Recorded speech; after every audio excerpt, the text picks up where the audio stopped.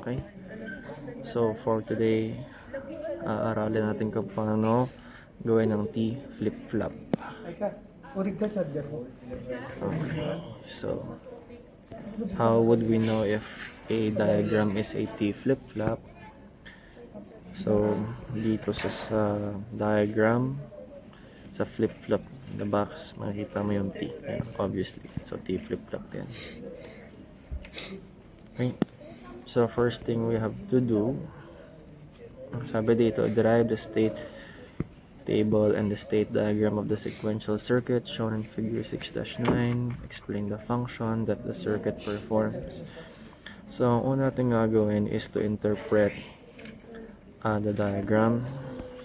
So, what equation? Anong equivalent niya sa Boolean expression? So, this is an OR gate. Ano variable muna natin? So, ito ay anong variable natin? Ito ay A. So, A siya. Ay, mali. Okay. A ito. This one, on the other hand, siya ay, yan na. Siya ay nakarekta sa B. This one, on the other hand, nakarekta siya sa A prime.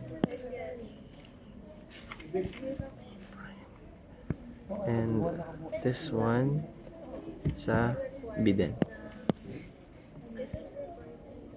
And again, naka-OR gate sila. So what does that mean?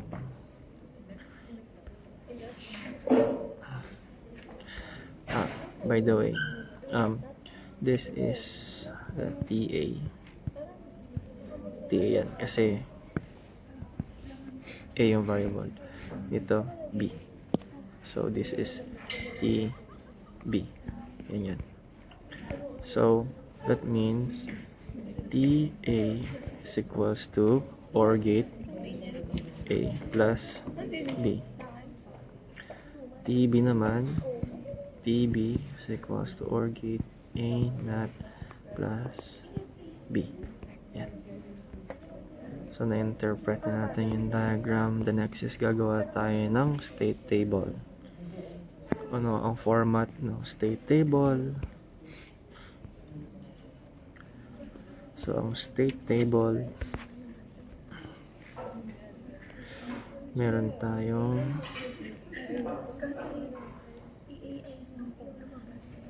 apat na box. Kulong to.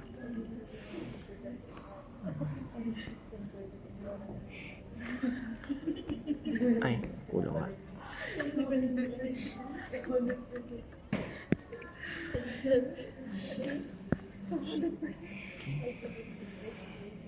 Normally, meron tayong apat na box.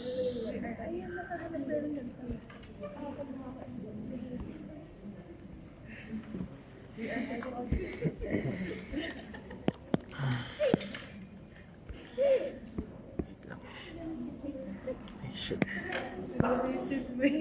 Ito yung apat na box. So, ano yung mga columns na to? This is the present state.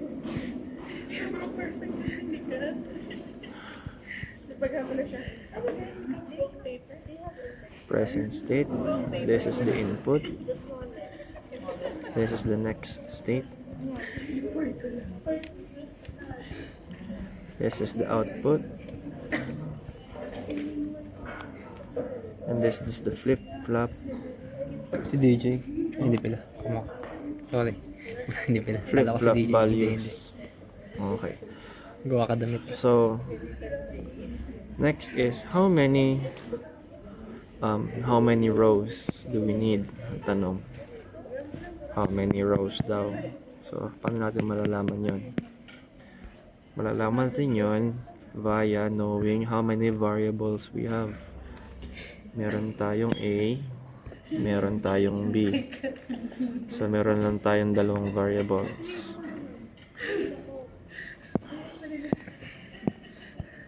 Dalawang variables natin. So, 2 Kasi diba, binary tayo. Binary. 0 and 1. So,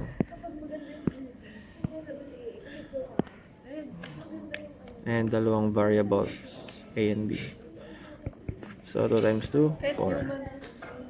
So, we only need 4 rows.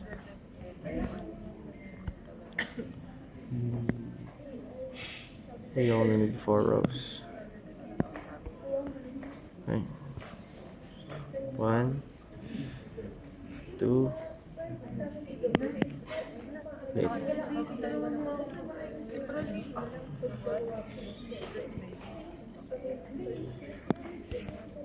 Okay. Present state. Yan. Next state, A, B.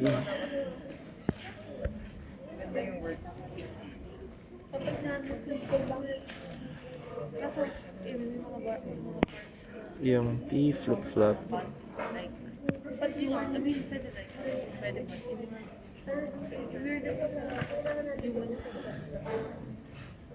Okay, so yung T flip-flop values natin is ito.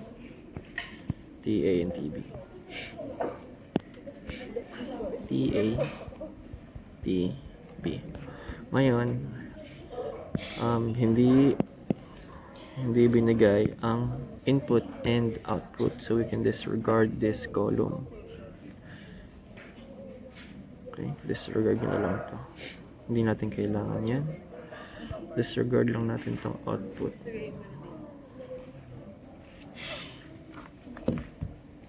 Yan. Okay. So,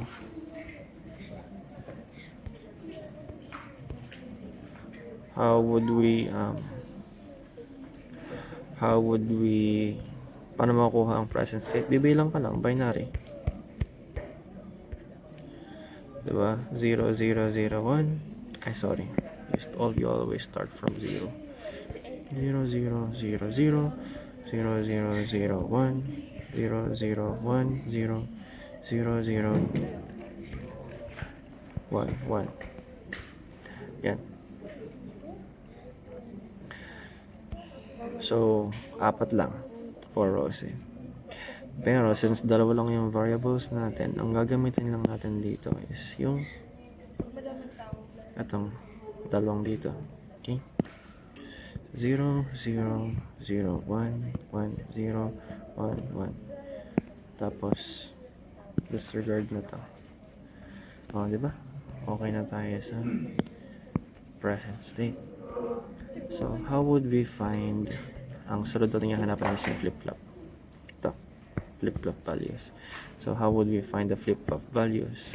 Ang flip-flop values, ang kailangan natin dyan is yung ating equation, yung interpretation ng Boolean expression. This, ito.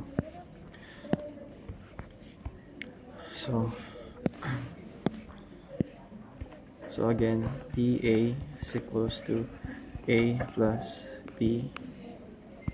TB is equals to A plus B. Yan. Ito ang gagamitin natin.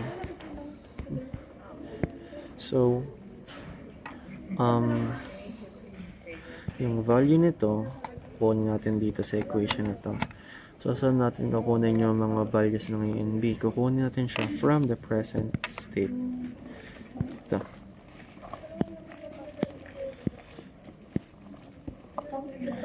So, TA is equals to 0 plus 0. So, 0 plus 0, 0. There.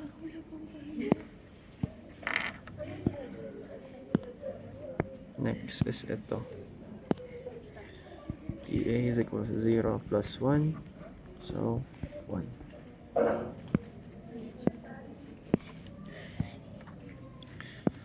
Next is ito. 1, 0. So, 1 plus 0, 1. Next is ito. 1 plus 1. So, 1. Okay. Next is yung TB naman. TB is equals to A naught plus B inverse daw ng A. So, same lang din. Kukuha natin dito yung value. So, TB is equals to 1 plus 0. So, 1 to. TB is equals to inverse ng 0 is 1 plus 1. Hindi ko match. So, 1 to. Conserve tayo ng romanto eh. Inverse ng 1 is 0 Ano plus 0, 0. Inverse. Ayaw mo rin yung ayaw mabuhay na self ng ano. Nafta ba? Taklo ba? Ano yan? Inverse ng 1 is 0 plus 1. So, 5. Okay. Yan. So, nakuha na natin ang values ng flip-flop. How would we get the next state value? Ang next state value, Bug. kaya naman. Nakakatakot. Hindi yan. Baka overcharge kasi maraming naka-charge.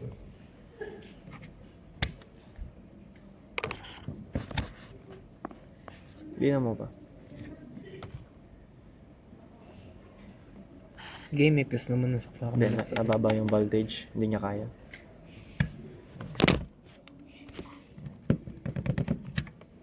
Hindi niya kaya.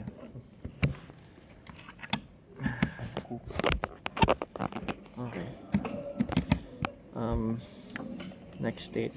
How will we get the next state? Mag-rely tayo sa condition. Sabi dito, if present state, ito pala. If present state and the flip-flop values is the same, 0. If they are different, 1. Okay. So, pagka-compare natin to, 0, 0, same. So, 0.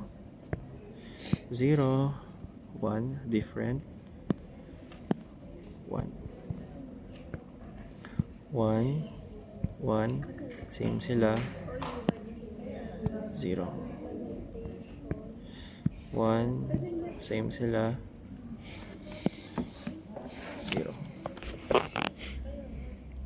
Next, 0, 1, different. So, 1. So, bakit may X mark sa gitna? 1. Same, 0, different. Ay, same pala. Same sila, 0. Same sila, 0. Tama ba? Okay. Okay. So guys, okay na yung state table natin. Okay, same naman sila. Okay, same sila. So, okay na ang state table natin.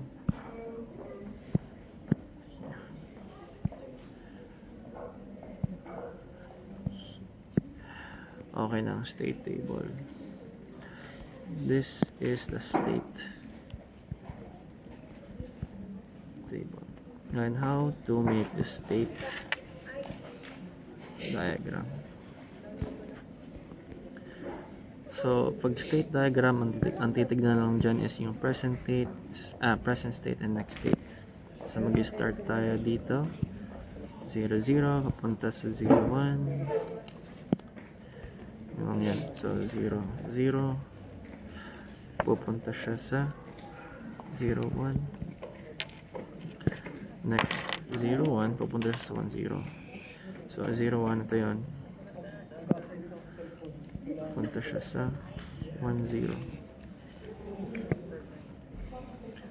Tapos, 1, 0. Ito yun. Pupunta siya sa 0, 0. So, babalik. Ika nga.